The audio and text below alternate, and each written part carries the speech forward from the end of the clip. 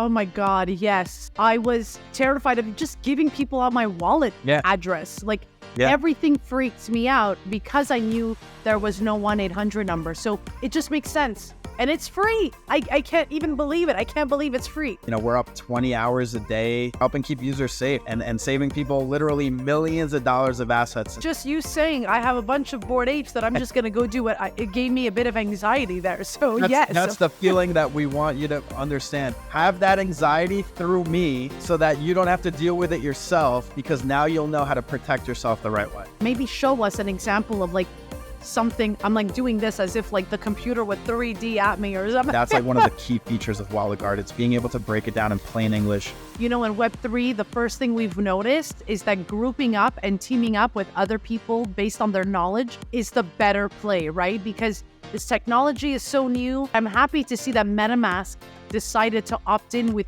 WalletGuard instead of trying to create their own version of. This is why we do it. You know, we love protecting users and we want to onboard the next 100 million. So let's fucking go. Yeah, I'm so excited.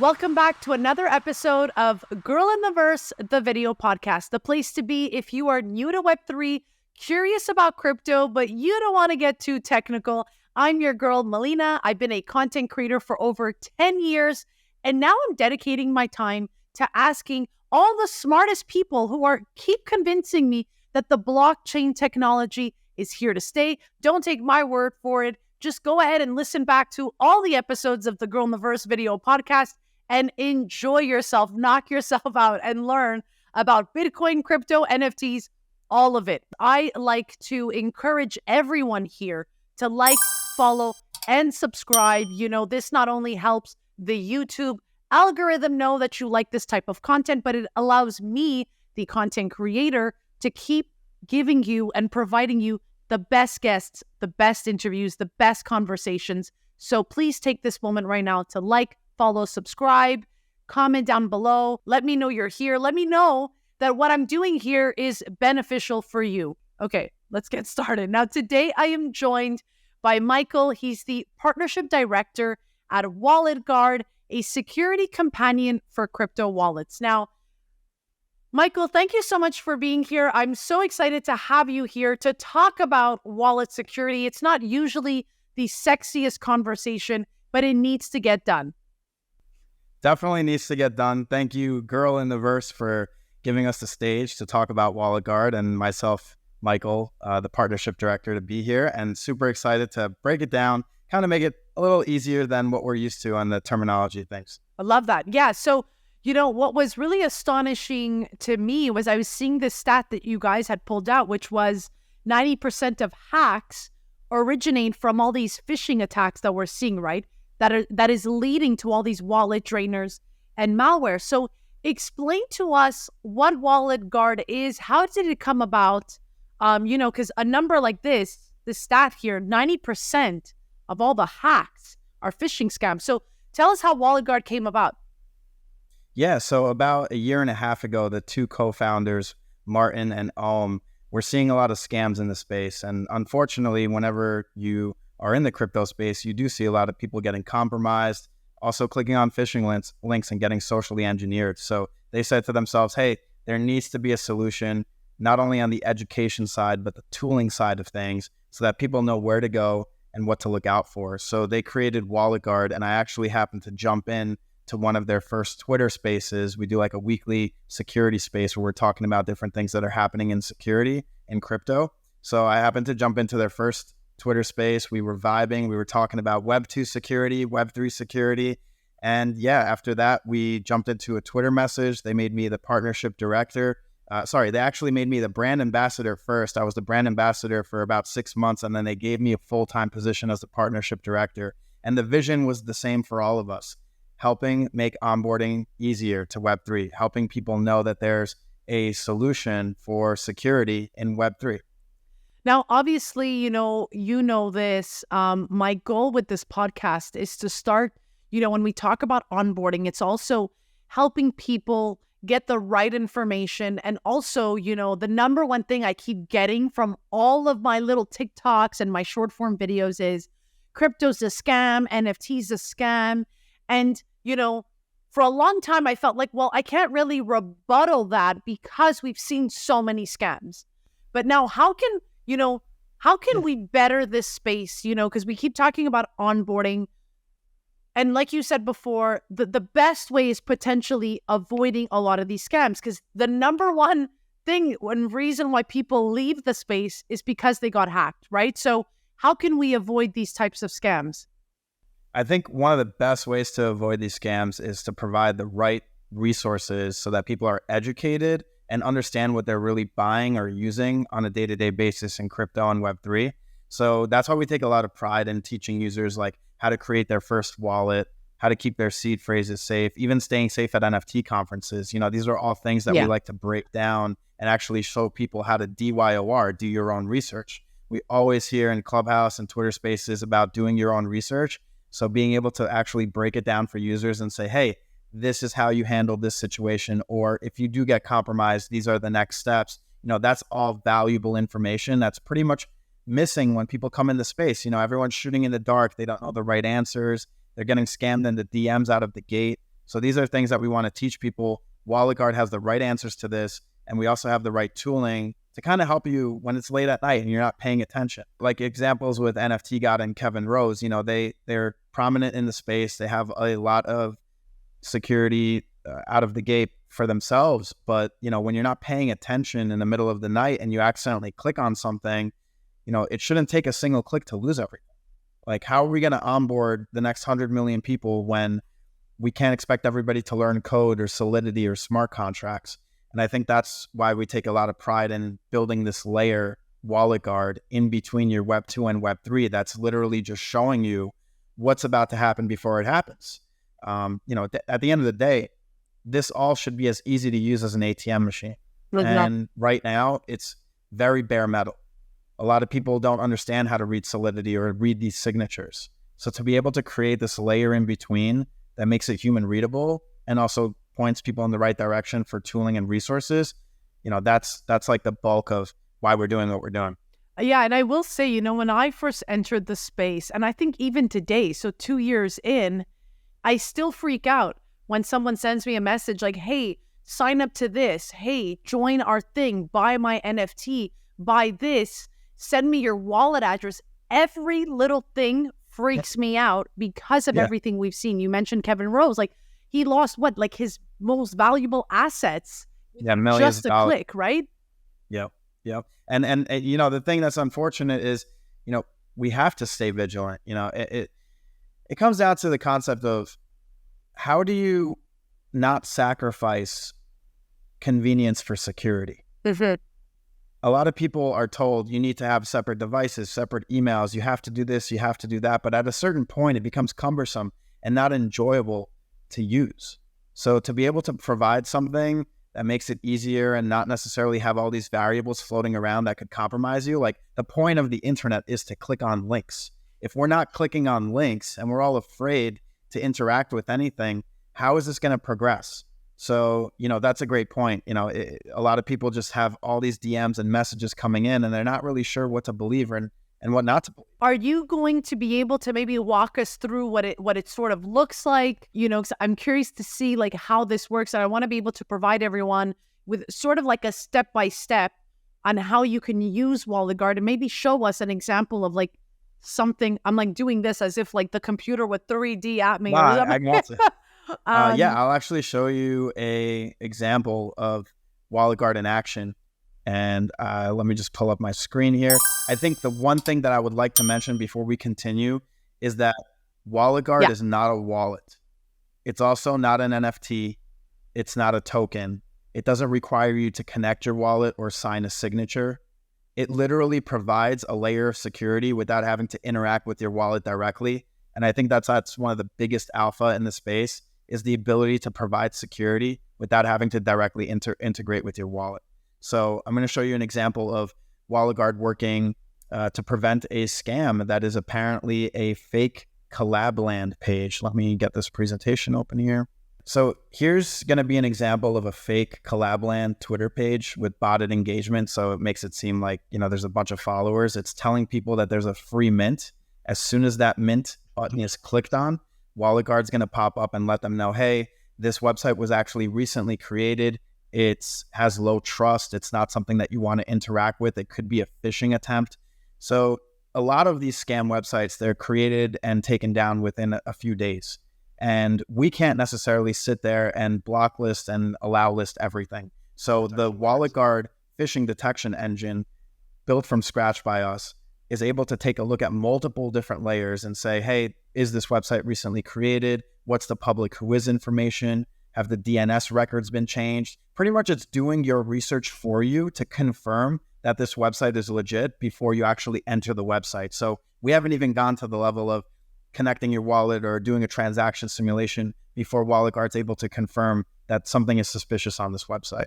Yeah, so for those who don't understand is before you even get to the mint page where you're trying to mint an NFT, Wallet Guard's already there telling you, hey, this website doesn't seem legit. Exactly. And we've actually just launched a new feature called Stormwatcher, which is built directly into Wallet Guard. And what that does is it confirms that there's a wallet drainer on the website or a malicious contract on that website before you even jump into it. So you don't even have to enter the website, connect your wallet, or run a simulation. We're able to tell you that it's something you don't want to touch with your wallet right out of the gate. Wow. But let's pretend that you decide that you want to proceed anyway, because that's what degens do, right? This is a copycat of Collabland's site telling them to mint a free NFT. They go to connect their MetaMask, and before we hand the transaction off to MetaMask, we're letting the user know in plain English, hey, you're actually not about to mint a free NFT. You're about to list your NFT on OpenSea in a private sale for one, directly to the scammer, as well as give permission to withdraw your NFTs and to take your ETH. So all of this information you would not see inside of your wallet of choice. You would just see a gas fee. So to be able to break this all down in plain English for the user before it hands it off to your MetaMask or your Ledger or whatever your wallet of choice is, that's like one of the key features of Wallet Guard. It's being able to break it down in plain English before you can actually jump in and interact with that. Maybe explain to us a little, for that newbie who's like, well, I want to buy an NFT, but I'm not sure. Because I'm always thinking about that new person who walks in and is just not sure, right?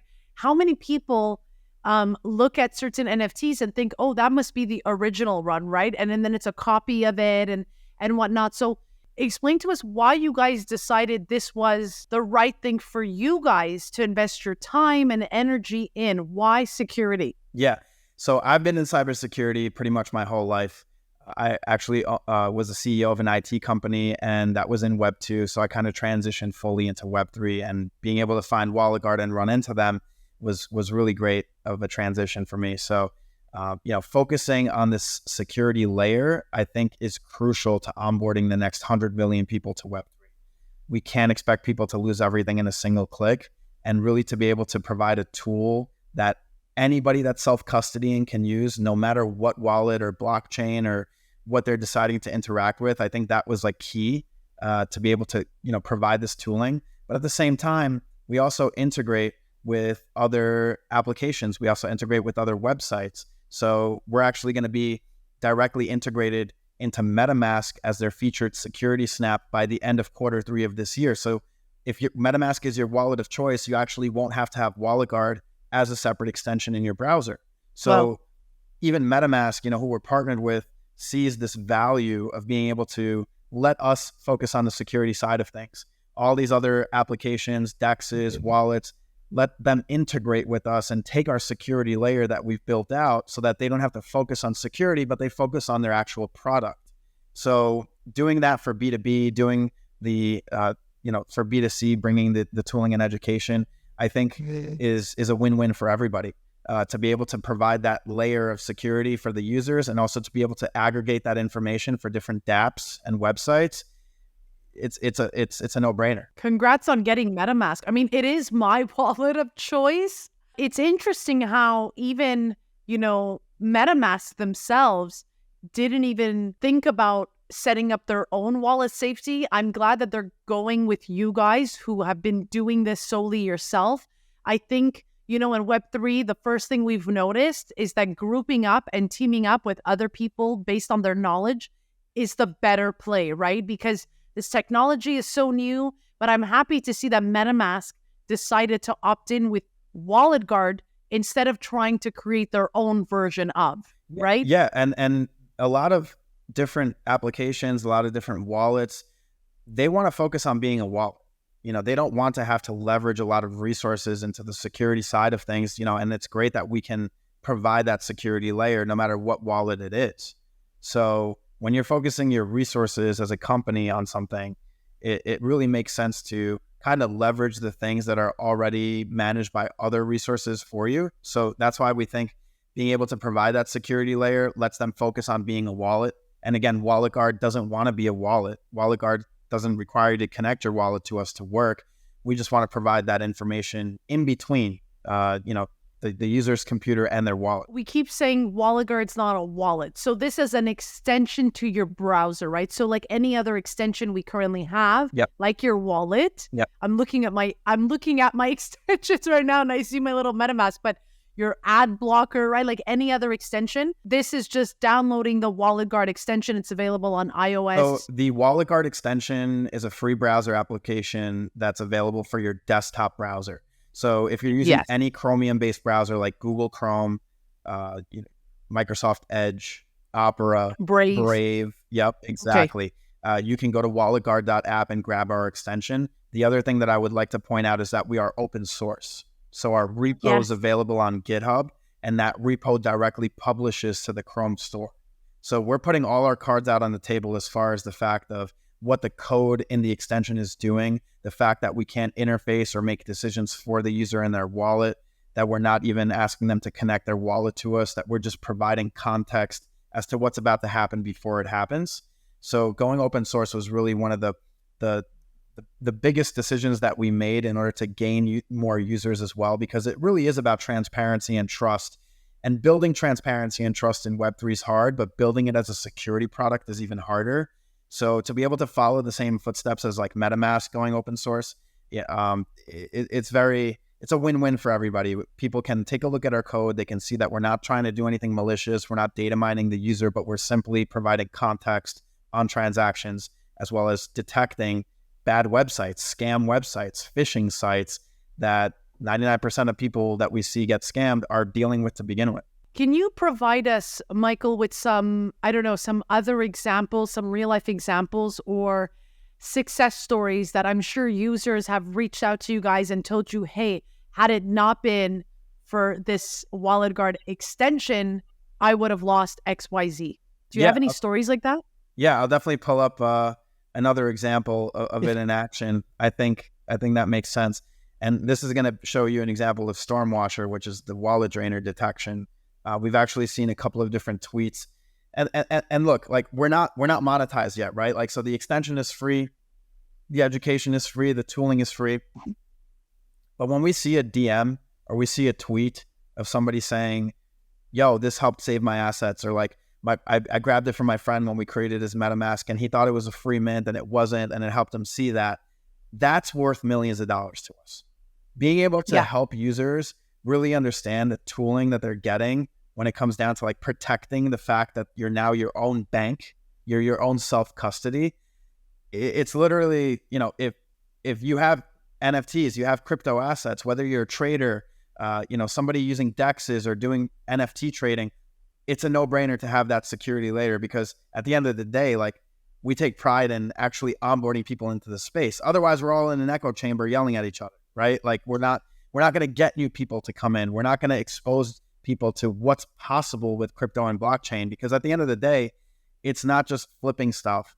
It's really taking a look at what this technology can do. And I think a great example of that is Token Proof. So we've been able to see Token Proof take on-chain data and basically eliminate the need for ticketing companies to be in between interactions at events, right? We don't need to provide our email, create an account, give our address, credit card information, our name, first and last name. None of that exists when you're using Token Proof. And that's the beauty of what blockchain information and on-chain data can be used for. And I think that's another way that we're looking at it at Wallet Guard, is like, hey, let's look at this on-chain data without having to directly interface with it. What can we show the user? And let me show you this example of Stormwatcher, which I think would really make sense here. Give me one sec. Let me pull it. Yes, please. I love some good examples. What? Because, you know, I just think examples help amplify the need for this, right? Like I said in the intro, like security is not the sexiest, but you're right. Because we are choosing, right? Like those who believe in blockchain, those who believe in crypto also believe in owning their stuff, right? So when it comes to owning your stuff, you're also a bit like your business. You've gotta be in charge of what's going in and out of your wallet, right? Exactly. So, and that's one thing that I keep telling my friends is like, there's no 1-800 number. I messed up, That's right? right. There's none of that. It's not like Web 2, right? In Web 2, you call up your credit card company, say, hey, that was a fraudulent transaction. Let me get my money back. And they put it right back in your account. In Web 2, people are okay with clicking, yes, I agree, accept, and continue on anything that pops up on any of their devices. And when you're talking about Web 3, you click on the wrong thing, you're kind of SOL. And there's no way of going back. You know, it's a double-edged sword. It's good and it's bad at the same time. And, you know, being able to just actually show this educational layer and say, hey, this is actually what's going down. Do you actually want to do this? You know, that's like the missing layer for us when it comes down to like protecting your own assets when you are your own bank. So okay. So walk us through what you're going to show us. Yeah. So I'm going to show you an example of Stormwatcher, which is the technology that we use in order to detect wallet drainers before it actually comes in to your wallet. So this is an example of a fake other side deed claim. And it's using a beacons link, which is like Linktree, in order to mask this malicious website. And you think you're going to mint a free NFT, you click on the link, and before you even connect your wallet, we're right there out of the gate telling you you're trying to visit a suspected wallet drainer. We're letting you know that this link, other side, is not really other side's website. This website might be harmful. These are all variables that are shown to the user before they even connect their wallet or run a simulation. And being able to provide that, you know, it's endless utility in the terms of being able to save your assets before you even risk losing those assets. Wow, that's amazing. So I know you said that this was sort of like the software. Does this mean that, let's say, you know, we're on Twitter, because most of us are on Twitter, and people start writing, hey, don't click the links, don't do this. Is WalletGuard already, like, they already know? Like, before someone's going and tweet this out, like, hey, I think this is a scam. Do you know what I'm trying to say? I don't even know if this is like I don't even know what my question is, but we constantly see on Twitter people writing, hey, don't fall for that link today. This person got hacked. Now, are you telling me that, let's say I didn't see that tweet and I clicked that link, WalletGuard could have already suspected that this was malicious? Correct. And that's exactly the scenario that we want to be able to prevent and literally provide the context for. So like I said before, we're not a whitelist, blacklist. So we're not manually adding these malicious websites. Our engine is taking a look at this link that you're talking about that was just posted on someone's compromised Twitter and confirming, hey, this is the real project. Was this website recently created, even though it's claiming it's been a project in development for a long time? Is there a wallet drainer in the back end of the site? So all these variables are right out of the gate within seconds. As soon as something malicious is posted, WalletGuard's able to detect and block it for our users. Wow, that's amazing. I mean, this is a no-brainer. How is this free? How is this free, ladies and gentlemen? How is this free? Michael, the other cool thing about WalletGuard is you guys have your own sort of chat GPT or whatever you want to call it, some AI.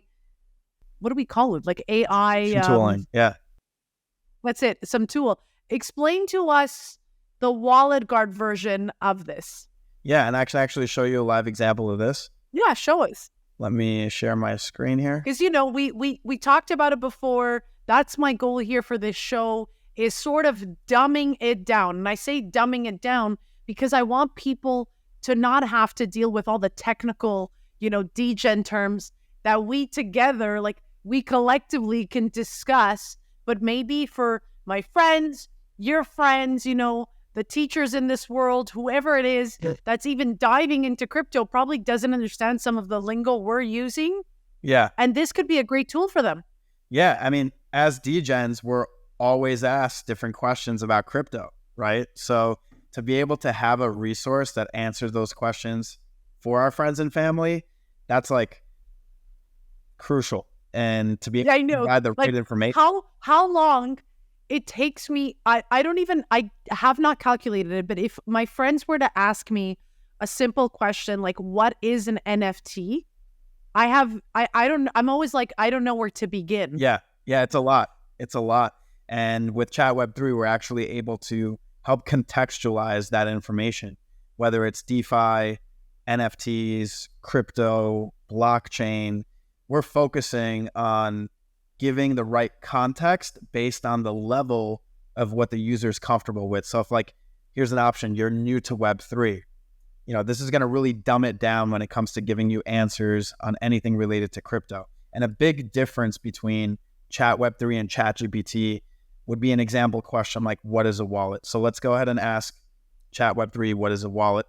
And if you were to ask the same question to ChatGPT, you're actually going to get a breakdown on a physical wallet, like that it's made out of leather, it's kept in your pocket, it holds your credit cards, and maybe later on in the description, you'll see it talking about a digital wallet, like a crypto wallet. But with Chat Web3, we're actually able to get rid of all that fluff and focus on crypto related answers. So essentially what we're doing is we're telling them, hey, this is a security tool that's used to store your assets, your cryptocurrencies, and essentially break it down a little easier for them. I love that. Can you read us a few lines of what it's saying? I'm sorry, I can't. Yeah. I'm like Mrs. Blind here. Yeah, no problem. And I'm on a smaller resolution right now, so like some of the text might be cut off, but it says a wallet is a digital tool that allows you to securely store, manage, and interact with your cryptocurrencies and digital assets. It serves as a bridge between you, the user, and the blockchain network, enabling you to send, receive, and monitor transactions. So it's pretty much making it a layman's terms description of what a wallet is in the crypto world. Can you try one that's, ask it, what is an NFT? I'm just curious. I might have to memorize this sentence that they give so I can share it to my friends. Yeah, for sure. So let's ask it, what is an NFT? And gives us a little explanation here. So right off the bat, an NFT is a unique digital item stored on the blockchain.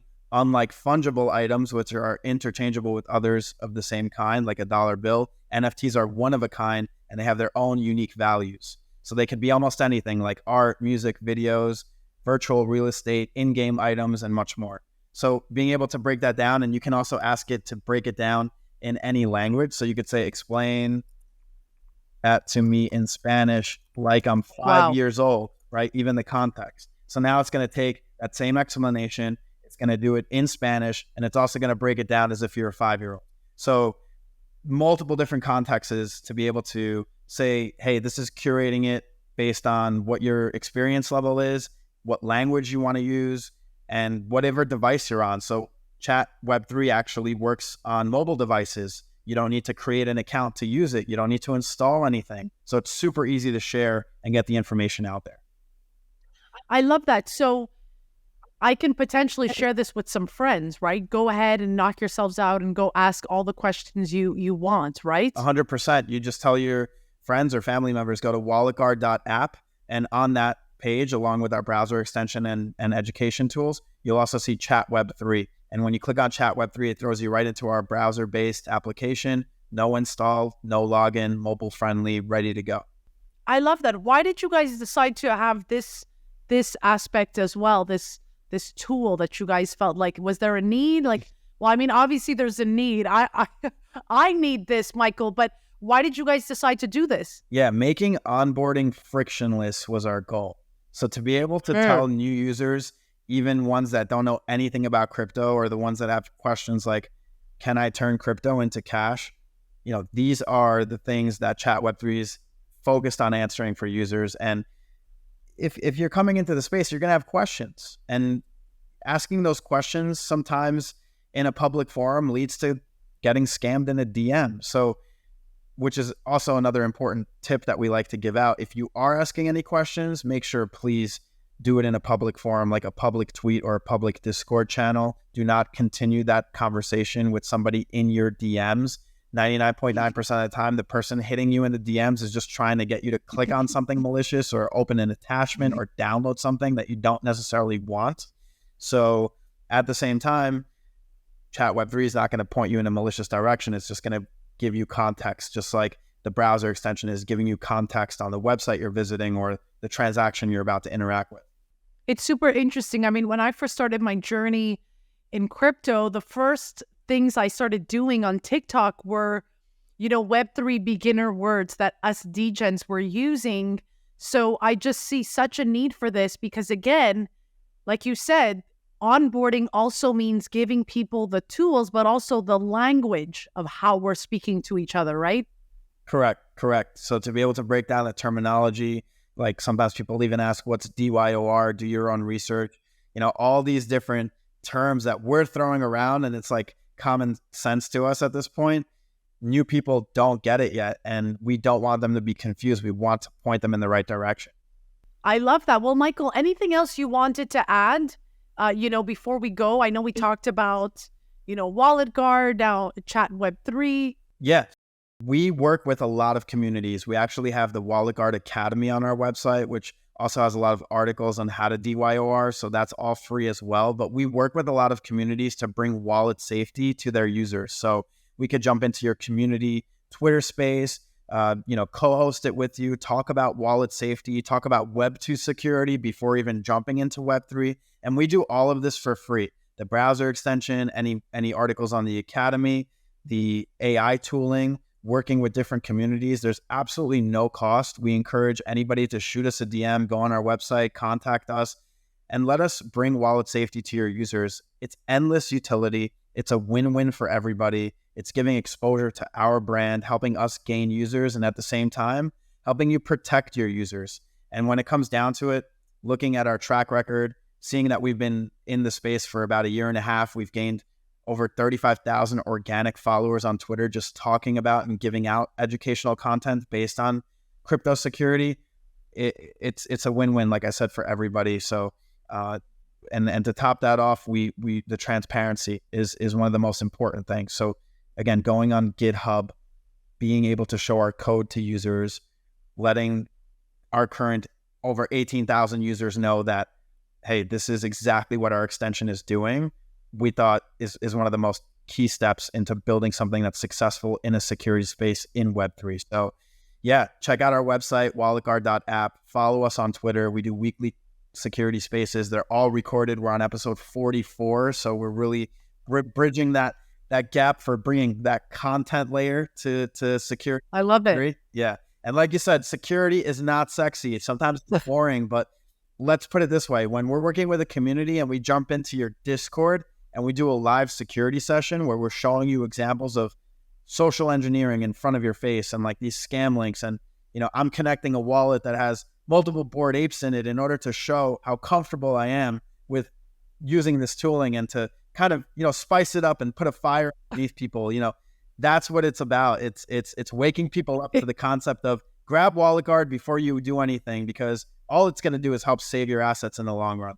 I know, because just you saying I have a bunch of Bored Apes that I'm just going to go do it gave me a bit of anxiety there. So yes. That's the feeling that we want you to understand. Have that anxiety through me so that you don't have to deal with it yourself, because now you'll know how to protect yourself the right way. Oh my God, yes. I cannot tell you how many mints I even avoided because I was so scared. Yeah. How many times I was terrified of just giving people out my wallet address. Like everything freaked me out because I knew there was no 1-800 number. So having this option, I mean, it just makes sense. And it's free. I can't even believe it. I can't believe it's free. Yeah, we're very happy to be backed by Ethereal Ventures, IOSG, Consensus. We got our official partnership with MetaMask and Chainalysis. So having them backing us and believing in our vision, that's really what made like a big difference and kind of gave us this jump start to be able to move to a hacker house from all across the world to continue building out this app and our vision. And who knows, in a year from now, it's going to be on a completely different level, and we're constantly keeping up with it. We're up 20 hours a day, just putting our time into Wallet Guard and making sure that we're helping keep users safe and saving people literally millions of dollars of assets since the beginning of the year. And and that number, we need to update. It's actually at 5 million since February. So way past February now, Wow. so I'm sure it's way past that number. But just to see that number for assets saved, this is why we do it. You know, we love protecting users, and we want to onboard the next 100 million. So let's fucking go. Yeah, I'm so excited. Well, I do want to say congratulations on all your success. I know things are going to come your way. I would be so happy to have you guys back and talk about newer things that I know you guys will develop. As always, I like to say, Michael, that the juiciest conversations are happening in my DMs too, okay? So I want to encourage everyone, to come and find me up on Twitter, TikTok, Instagram, YouTube, LinkedIn. LinkedIn is making a comeback, okay? Don't hate me, but it's coming. It's coming back, okay? It's making a comeback. I promise you. Come find me on your favorite social media app. Come ask me all your questions. And I will say, I encourage each and every one of you to take a minute right now to ask Michael your questions down below on this YouTube video, because we can come back and answer them in a future video, okay? So take this moment to drop down your questions down below. Again, if you enjoyed this, please let us know in the comments. Give this video a like, follow along, and I will provide all the official links, right? We just talked about phishing scams, but I will provide all the official links down in the description below. I will see you guys next time. Bye. See ya.